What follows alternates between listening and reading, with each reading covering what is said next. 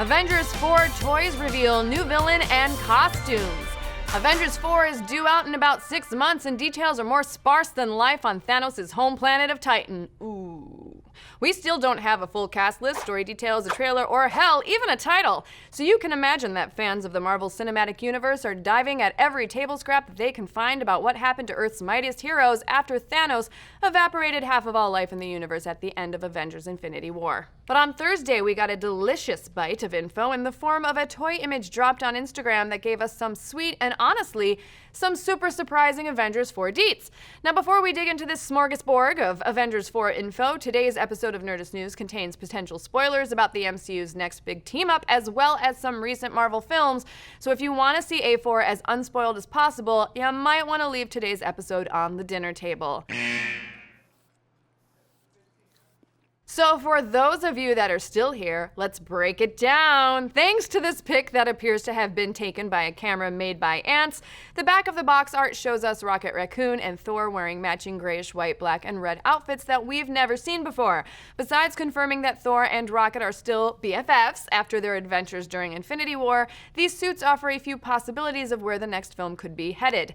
Now, the color scheme of these matching suits of armor remind us of Pym Technologies, specifically the suit worn by Hank Pym when he entered the quantum realm. Unfortunately, Hank was dusted by Thanos' snap during one of the Ant-Man and the Wasp's post-credit scenes, so he most likely didn't build these suits. That's not to say Tony Stark couldn't use Hank's theories and blueprints to build a few cool battle suits to aid in the Avengers in entering the quantum realm. Alternatively, these could be spacesuits. If you do your best CSI impression and enhance the image, you can see a photo of Captain America wearing a similar suit in the lower right corner of the box, but it appears that Captain Marvel can be seen next to Rogers, and she is wearing her traditional red, blue, and gold flight suit. Now, Captain Marvel is one of the very few established MCU characters that can fly, breathe in space with no issue, and is actually stronger when she's sailing through the vacuum between planets. If these outfits are built for interstellar travel, it would make sense for Captain Marvel to leave hers on the clothing rack. Or there's the dark realistic option. Since Avengers 4 takes place post-snap, the Avengers could have been militarized. With half of all life on Earth turned to dust, society would have fallen into some sort of chaos, and Earth's mightiest heroes could find themselves having to deal with peacekeeping missions to keep the Earth's governments from completely falling apart. So what else can we pull from this toy box pic? Well, if we bring out our Pym Technologies brand microscope, we can read what's in the blurb in the top right corner, and here's what it appears to say. The Asgardian Thor wields the mighty Stormbreaker in his battle against new foes. Rocket teams up with a new crew to guard the galaxy from an even greater threat. Wait! New foes? Greater threat? We thought Avengers 4 was going to be about the Avengers chasing down Thanos, trying to undo what he snapped out of existence. What could be an even greater threat than Thanos?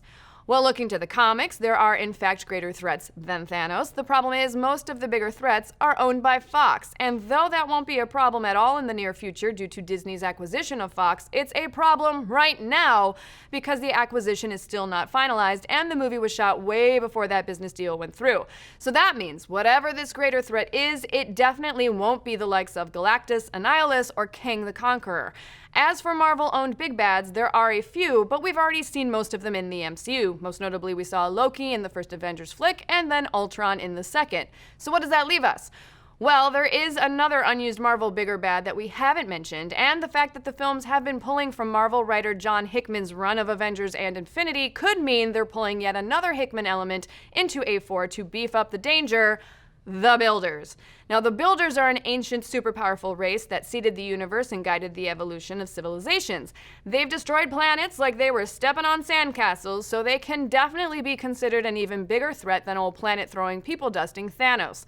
So there are a couple of possible ways Avengers 4 will introduce a new, bigger, badder threat post-Infinity War.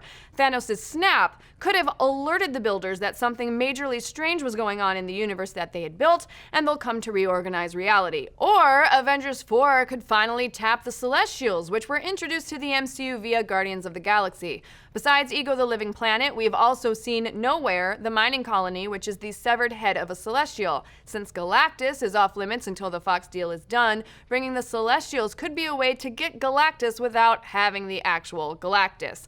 Now, as much as we're able to speculate off this toy box, we won't really know much more until we start seeing some official images and teases from Avengers 4. But what do you folks think? What's the bigger, badder new foe the Avengers will be up against in number 4? And what other matching outfits do you hope to see on Thor and Rocket Raccoon? We're hoping for some matching footy jammy jams! Let's discuss.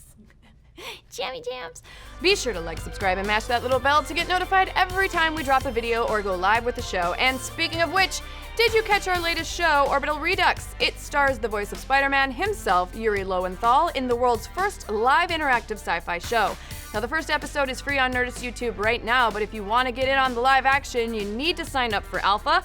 So go get yourself a free 60-day trial to projectalpha.com by using the promo code ORBITAL.